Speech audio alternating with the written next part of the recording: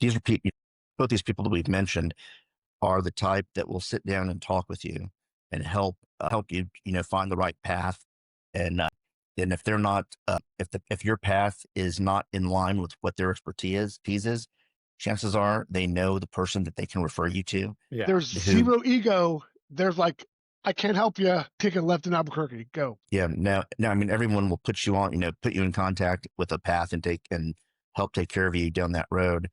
But when as we were talking about that whole myopic planning of that one patient and looking at the battlefield of the future, with the TCCC being the way that it is currently, we can no longer make that statement. We know that the TCCC that was implemented throughout the force at that point in time works. And it also worked, under those conditions that it was done under. But the thing is that some units are now using the bare minimum of tier 1, saying, well, this is all I need. Well, let me ask you a question. Let's just say you're a general officer. Do you need tier 1?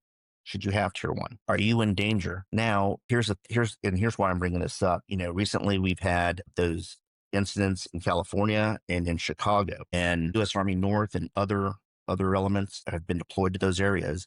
And some general officers have been, asked to go to those areas. Well, now you've put them in a situation on those streets that they could find themselves in a elevated situation, just like we had, a couple of National Guard soldiers who were assaulted and one passed away. Should tier 1, should tier 1 be the right answer for those general officers, or should we require maybe tier 2? But here's the funny part: was tier 1 even meant for general officers, or was it meant for people that were not going to, be Yes. Exactly. And so this is where we have to really think about the changes we make. And in a time where we're not in conflict, there's a lot of people that may not understand that, hey, if you look at a chest seal just as a chest seal, as one device, is there not? Could it create a worse problem with a tension pneumothorax by creating it versus, a vented chest seal? Or is a chest seal a multi-use item that could be used to close several different things? Yeah. And it's just like the same thing with, a Bogota bag, which is, I don't know if you guys are still teaching at the schoolhouse, but if you've got the way that, you get taught the basics of, you've got an open abdominal, evisceration here, you're going to use this green large dressing. When you run out of those, if you've, got an IV bag, you can cut the inside sterile and staple it, or, making it improvised. And in some of those mass cals, some of the stuff that you utilized was your t-shirt that you had underneath your uniform, or you had other things that you had to get creative on because you could not carry enough. And if you look at the aid bags that we were using in the 90s, they were huge. And then through the war, they became more of an assault type. What? The M5, the canvas? If you didn't carry the fucking Stomp 2, which was a whole rucksack by itself, like, are you a bitch? Like, I'm not a bitch. I carried it. But Go I ahead, mean, Rick, you were gonna say something. but you talk about, the evolution of training and the environment that you're in. The big discussion now is tourniquets. So we've gone to, hey, when in doubt, tourniquet it out.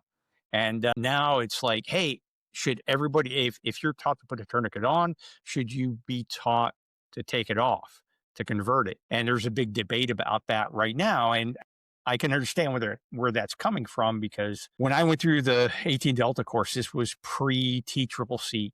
This was, tourniquet, last resort, all the crazy stuff you've heard about.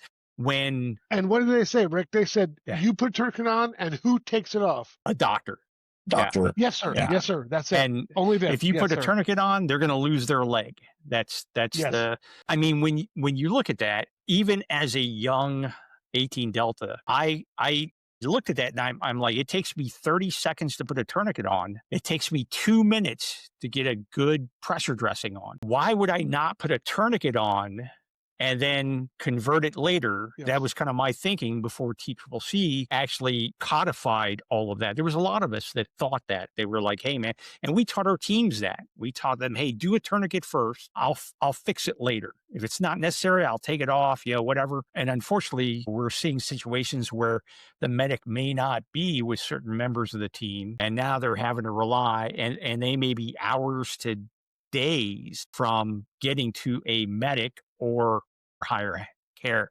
So we have to relook at how we do the training, and it needs to coincide with the environment that you're sending soldiers into. That's my So opinion. you brought up some great points. Yeah, you brought up some great points. A lot of the people that are debating about tourniquets right now, I think there have been two major mistakes that have been made. Number one, you have a lot of people that will go out to go do training in foreign countries, and you know what they teach people? Tourniquets. But they don't Yes. teach them how to remove them. They don't teach them they don't give them all the left and right limits of what can happen. But they come back to the US, because most of these people are US people that go and do these little things. And it's like, oh, yeah, we taught TCCC here. Great. But what level did you teach it?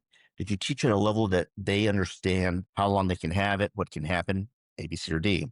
The second problem that we created is it's in the academia realm. There was a study, and I really can't remember who put it out, but in there it talked about how many tourniquets were put on incorrectly, that weren't necessary, Yes, sir. that didn't work. However, in all their methods, they never took into account the tactical situation. The battlefield is fluid. Variables. Yes, there's a lot of variables. A medic may not have put it on. It might have been a self, application. It also might have been an application by a non-medical person, and in one of the conclusions, they concluded that it was a training and education issue. Thanks for tuning into the podcast. We'll see you next time.